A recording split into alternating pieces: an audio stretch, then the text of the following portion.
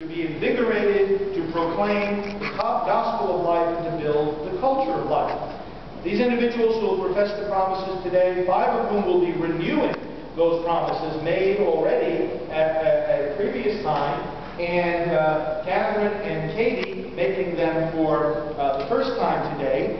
These individuals have studied the spirituality that is behind this particular association, and together with about 1,200 or so other people have been on this process. So as we do this ceremony, I invite you to enter into the spirit of it and to know that the invitation to become a missionary of the gospel of life under this approved association and spirituality in the church is an invitation that is open to all.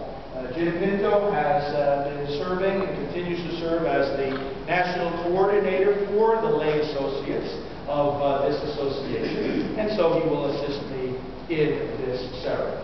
May we please stand?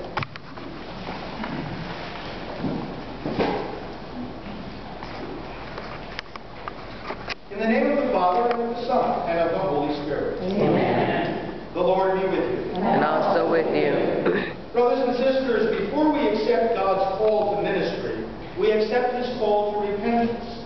Our ministry will be fruitful in proportion to our union with God, and therefore let us repent again of all our sins.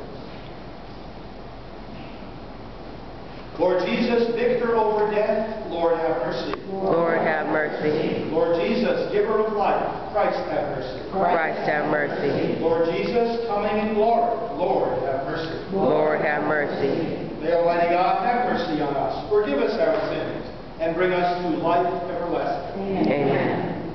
Let us pray. Eternal Father, your Son, Jesus Christ, has conquered the kingdom of death by His own death and resurrection. Fill us with His Spirit, that we may be joyful heralds of the victory of life. Fill us with strength to defend our most vulnerable brothers and sisters, the unborn children. Throughout our days may we proclaim, celebrate, and serve the gospel of life. We ask this through Christ our Lord. Amen. Be seated, please, for the reading.